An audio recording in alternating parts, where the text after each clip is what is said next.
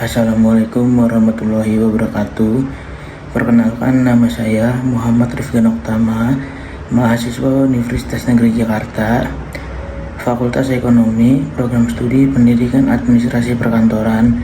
Di sini saya akan membuat video untuk memenuhi syarat seminar proposal dengan judul Pengaruh Knowledge Sharing terhadap Perilaku Kerja Inovatif Karyawan pada Perumda Tirta Bagasasi Cabang Babelan. Selanjutnya saya akan menjelaskan latar belakang penelitian. Daerah Industri 5.0 Perumda Tirta Bagasasi dituntut mengelola sumber daya manusia sebagai aset strategis guna mempercepat digitalisasi pelayanan publik dan menghindari stagnasi operasional.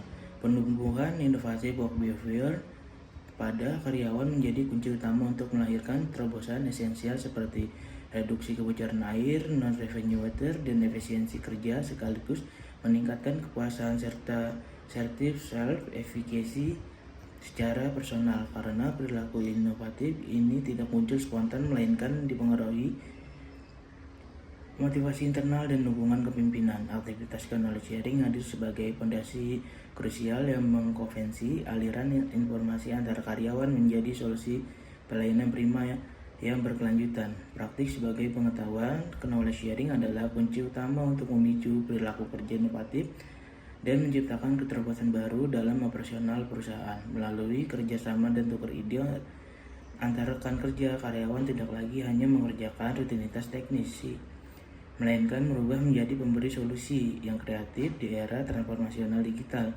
Sebaliknya, jika budaya berbagi ini lemah, ilmu hanya akan tersimpan di orang-orang tertentu saja, knowledge hoarding, sehingga menghambat kemajuan perusahaan. Oleh karena itu, membagikan pengetahuan secara efektif sangat penting agar karyawan bisa terus melahirkan inovasi, meningkatkan mutu pelayanan publik, dan membantu organisasi beradaptasi dengan tantangan yang kompetitif. Selanjutnya di sini saya akan menjelaskan tentang pra-riset.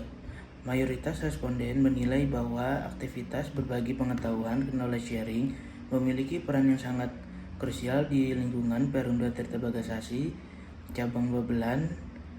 Dari total 10 respondent yang berpartisipasi sebanyak 90%, 9 orang menyatakan aktivitas ini sangat penting, sementara 20%, 2 orang menilai cukup penting, dan tidak ada satupun responden 0% yang menganggap tidak penting. Data ini menunjukkan adanya kesadaran dan persepsi yang sangat positif dari para karyawan mengenai pentingnya menjembatani informasi dan pengetahuan guna mendukung aktivitas organisasi di Perumda Tirta Bagasasi. Yang kedua, budaya berbagi pengetahuan knowledge sharing untuk meningkatkan inovasi di instansi ini ternyata belum berjalan maksimal. Dari 10 karyawan yang mengisi, setengahnya 50% atau 5 orang yang merasa budaya ini sebenarnya sudah ada tetapi belum optimal. Bahkan ada 40% atau 4 orang yang merasa budaya ini belum terbentuknya sama sekali, dan hanya 20% orang yang menilai sudah berjalan dengan baik. Banyaknya karyawan yang memilih jawaban belum optimal dan belum terbentuknya ini menjadi bukti kuat bahwa masih ada masalah nyata di lapangan, di mana kegiatan berbagi ilmu antara karyawan belum berjalan rutin untuk memicu munculnya ide-ide inovatif.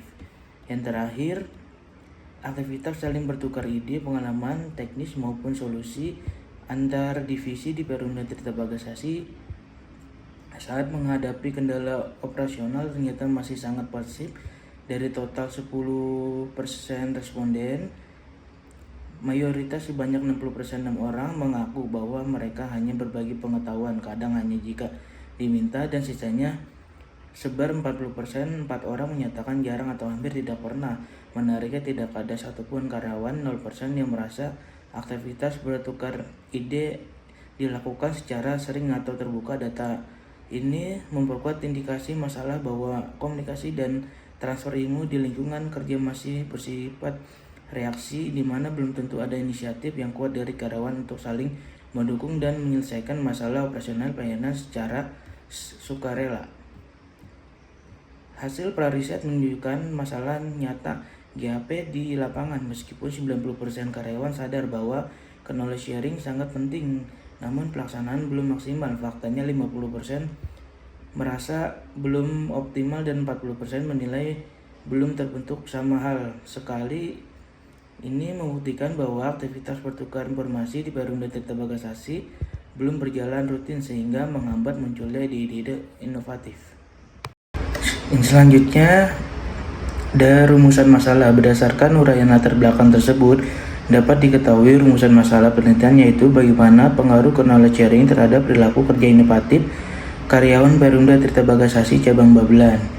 Yang selanjutnya ada tujuan masalah. Berdasarkan rumusan masalah yang telah dipaparkan, tujuan dari penelitian ini adalah untuk menganalisis dan membuktikan secara empiris pengaruh yang signifikan dan dari knowledge sharing terhadap perilaku kerja inovatif karyawan Perumda Tirta Bagasasi cabang Babelan. Selanjutnya saya akan menjelaskan tentang knowledge sharing.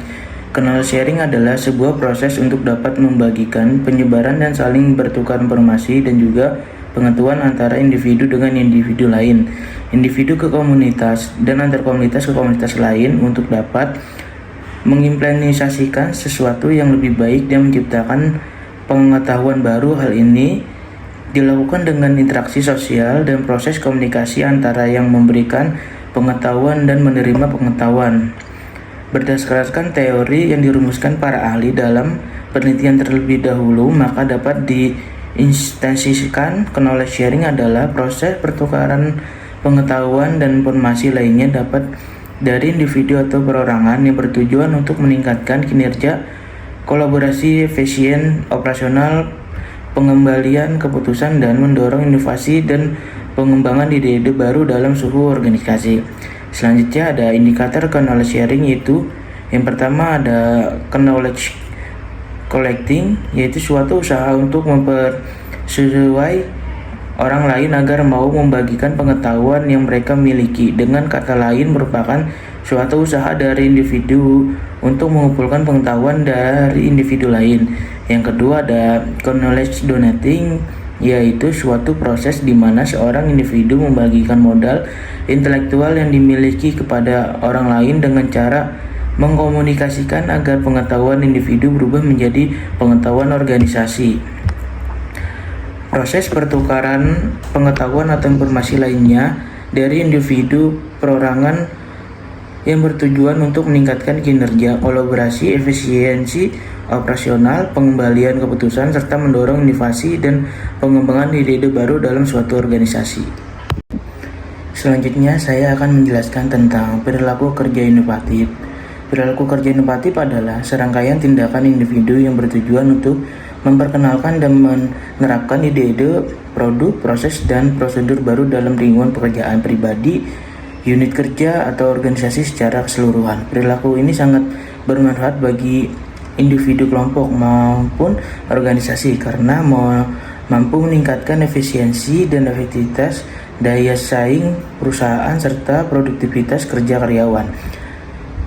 Penelitian menyimpulkan perilaku kerja inovatif adalah kemampuan dan kemauan individu dalam lingkungan kerja untuk secara aktif menciptakan, mengembangkan, dan menerapkan ide-ide baru yang bertujuan untuk memperbaiki proses peningkatan efisiensi atau menghasilkan hasil kerja yang lebih baik. Selanjutnya di sini perilaku kerja inovatif punya indikator. Yang pertama yaitu ada menciptakan ide generation. Perilaku inovatif adalah tindakan aktif untuk menciptakan, penyebaran, dan mewujudkan inovasi dalam organisasi. Tujuannya untuk meningkatkan kinerja pribadi dan organisasi dengan cepat demi memenuhi perubahan kebutuhan pelanggan. Perilaku ini muncul dari kemampuan karyawan untuk berubah dan sangat penting untuk meningkatkan daya saing perusahaan di tengah saingan ketat.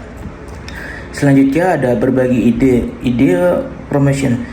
Karyawan membagikan ide atau solusi baru pada rekan kerja agar dapat mendapatkan dukungan dan penerimaan untuk implementasi dan realisasi di organisasi. Misalnya setelah menemukan solusi masalah, karyawan akan mengembangkan untuk mencari dukungan agar ide tersebut dapat diterapkan. Yang selanjutnya ada realisasi ide realization. Karyawan mewujudkan ide menjadi model nyata, produk atau proses kerja untuk diterapkan dalam pekerjaan tim atau keseluruhan organisasi. Tujuannya adalah meningkatkan efisiensi Misalnya dengan mengimplementasikan ide yang sudah disetujui sebagai solusi masalah. Selanjutnya di sini saya akan menjelaskan tentang penelitian yang relevan. Di sini judul penelitian dari peneliti yang pertama ada Simatupang M 2023. Hasil penelitian ini menemukan bahwa terdapat pengaruh knowledge sharing behavior terhadap inovatif behavior pada guru PAUD. Artinya semakin tinggi knowledge sharing behavior maka akan meningkatkan inovatif behavior pada guru PAUD. Yang selanjutnya ada dari peneliti Anggraini dan Mansur 2024. Berdasarkan hasil penelitian menunjukkan terdapat pengaruh antara berbagi pengetahuan berpengaruh positif dan signifikan terhadap perilaku inovatif pada guru SMK 1 Semarang. Yang selanjutnya ada dari Songtip It al 2023. Berdasarkan penelitian menunjukkan bahwa berbagi pengetahuan memiliki dampak positif langsung terhadap kinerja karyawan. Selain itu, berbagi pengetahuan juga mempengaruhi perilaku kerja inovatif secara positif yang kemudian berdampak positif pada kinerja karyawan. Dengan kata lain, perilaku kerja inovatif bertindak sebagai mediator parsial dalam hubungan antara berbagi pengetahuan dan kinerja karyawan. Yang terakhir di sini ada dari Isdiani dan Tania 2025. Berdasarkan penelitian menunjukkan bahwa terdapat pengaruh positif dan signifikan dari berbagi pengetahuan knowledge sharing terhadap kinerja karyawan yang dimediasi. Selanjutnya saya akan menjelaskan tentang kerangka konseptual. Berdasarkan kerangka teori pada penelitian dapat diketahui kerangka konseptual sebagai berikut, yaitu knowledge sharing terhadap perilaku kerja inovatif.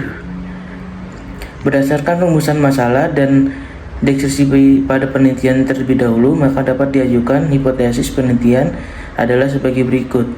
HO tidak dapat berpengaruh yang signifikan antara knowledge sharing terhadap perilaku kerja inovatif karyawan Perumda Tirta Bagasasi Cabang Babelan. H1 terdapat pengaruh yang signifikan antara knowledge sharing terhadap perilaku kerja inovatif karyawan Perumda Tirta Bagasasi Cabang Babelan. Selanjutnya saya akan menjelaskan tentang waktu dan tempat penelitian. Waktu penelitian ini dimulai pada bulan April 2024 sampai 2025 dengan tahapan sebagai berikut: riset awal, pengajuan judul, penyusunan proposal skripsi, seminar proposal, pembuatan instrumen, pengolahan data, dan penyusunan akhir. Untuk lebih jelas dapat dilihat dari uraian tabel di bawah ini. Penelitian ini dilakukan di instansi Perumda Tirta Bagasasi Cabang Babelan. Objek penelitian digunakan dalam penelitian ini adalah karyawan karena dapat masalah yang berkaitan dengan variabel yang akan diteliti, yaitu knowledge sharing, X, perilaku kerja inovatif, Y. Berdasarkan riset yang telah dilakukan, penelitian menemukan adanya masalah pada karyawan Perumda Tirta Bagasasi Cabang Babelan. Selanjutnya ada populasi dan sampel penelitian. Populasi adalah keseluruhan objek penelitian yang mencakup manusia, hewan, benda, dan tumbuhan, fenomena, gejala, dan peristiwa lainnya yang memiliki karakteristik tertentu yang relevan dalam suatu penelitian. Populasi dalam penelitian ini adalah seluruh karyawan Perumda Tirta Bagasasi. Berikut adalah tabel jumlah populasi karyawan Perumda Tirta Bagasasi. Nama divisi atau unit: hubungan langganan 30, teknisi dan operasional 25, administrasi keuangan 20, instalasi pengolahan air 25, total jadi ada 100.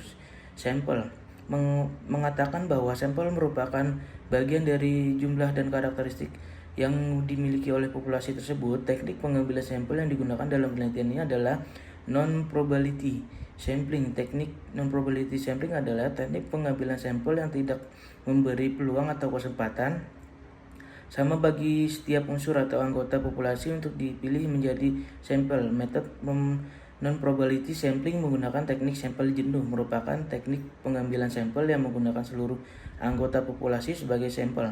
Sampel jenuh biasanya disebut dengan sensus. Untuk semua anggota populasi dijadikan bagian sampel penelitian, maka sampel penelitian berjumlah 100 orang karyawan Perumda Tirta Bagasasi.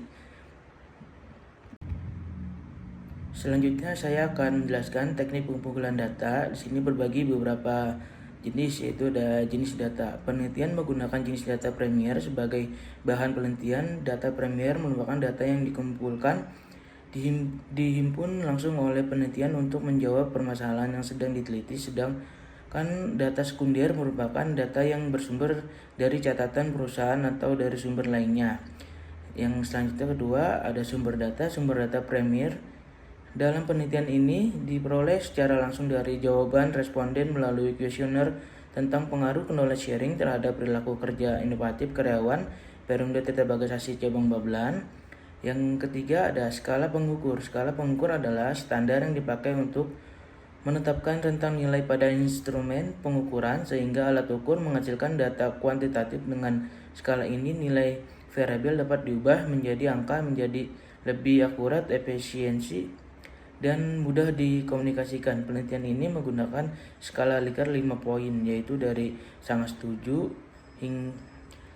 hingga sangat tidak setuju dan termasuk titik tengah yaitu netral. Penerapan nilai skala Likert, skor atau nomor pada instrumen menunjukkan bahwa variabel dalam penelitian berikut adalah tabel skala Likert yang diberikan oleh penelitian. Selanjutnya ada teknik analisis data. Yang pertama ada analisis deskriptif. Analisis deskriptif adalah metode statistik yang bertujuan untuk merangkum dan menggambarkan data penelitian tanpa menarik kesimpulan. Yang digenerasikan ini mengukur data pengukuran metrik seperti jumlah jangkauan, standar deviasi, dan total keseluruhan. Selanjutnya ada analisis data statistik. Dalam penelitian ini proses pengolahan dan analisis data dilakukan secara komputasi menggunakan perangkat lunak SPSS. Dengan menerapkan teknik analisis regresi linear berganda, pemanfaatan SPSS bertujuan untuk memastikan akurasi perhitungan data melalui metode statistika yang disistem dan struktur. Selanjutnya ada uji instrumen, yaitu yang pertama ada uji validasi. Uji validasi krusial dilakukan untuk memastikan bahwa setiap butir pernyataan dalam kuesioner telah terdapat sasaran dan mampu mempresentasikan konstruk penelitian secara akurat sesuai tujuan penelitian. Sejalan dengan pandangan tersebut, menjelaskan bahwa validasi menggambarkan sejauh mana sebuah instrumen memiliki ketepatan dan kesesuaian dalam menjalankan fungsi sebagai alat ukur. Untuk menentukan validasi instrumen kuesioner tersebut, penelitian ini menggunakan teknik korelasi Pearson, di mana kriteria kevalidan butir pernyataan ditempatkan berdasarkan perhitungan rumusan berikut, yaitu R, koefisiensi korelasi Pearson yang menunjukkan tingkat kevalidan dan kekuatan hubungan antar variabel. Yang kedua, N, jumlah responden atau sampel dalam penelitian. Ukuran sampel. S, skor dari butir pernyataan atau pernyataan tertentu. Y, skor total dari keseluruhan butir pernyataan dalam satu variabel skor total.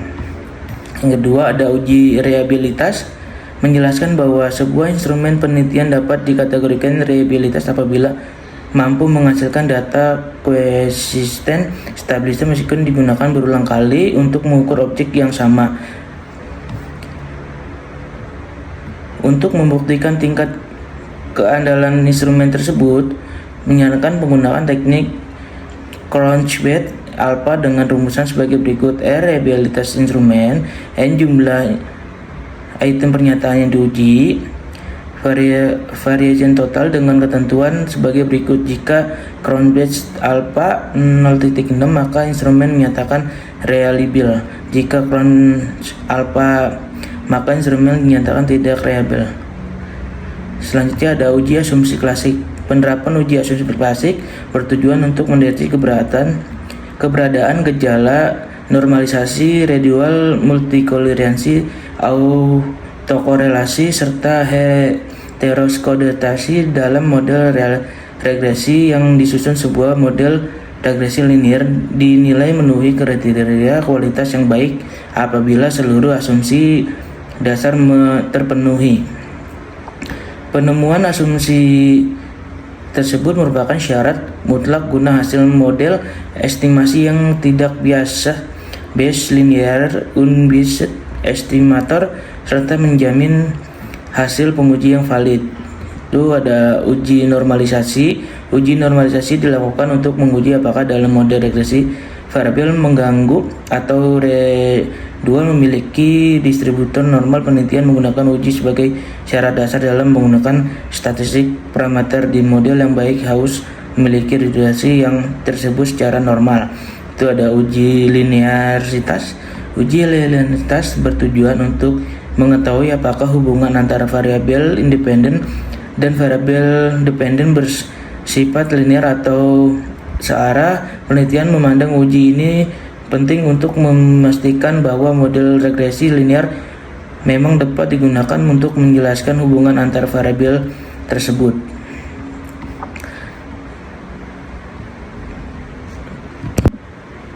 Selanjutnya ada uji hipotesis. Analisis regresi linear berganda. Analisis regresi linear berganda digunakan oleh peneliti untuk mengukur kekuatan hubungan serta arah pengarah antara dua atau lebih variabel independen terhadap suatu variabel dependen. Terkini untuk diterapkan untuk memprediksi nilai variabel dependen apabila nilai variabel independen mengalami kenaikan atau penurunan.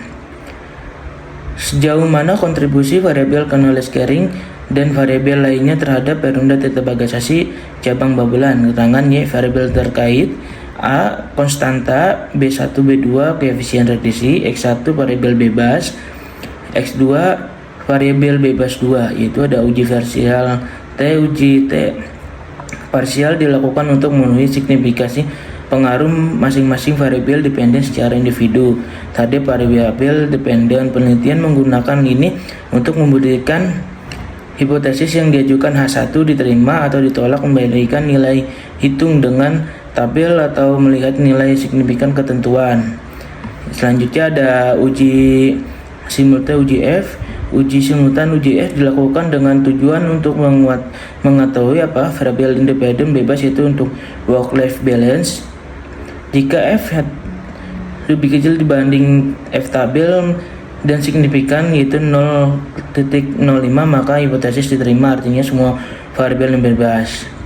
Selanjutnya ada uji koefisiensi dimensi R2. Uji koefisiensi dimensi R2 dilakukan oleh penelitian untuk mengukur seberapa jauh kemampuan model regresi dalam menerapkan variabel dependen.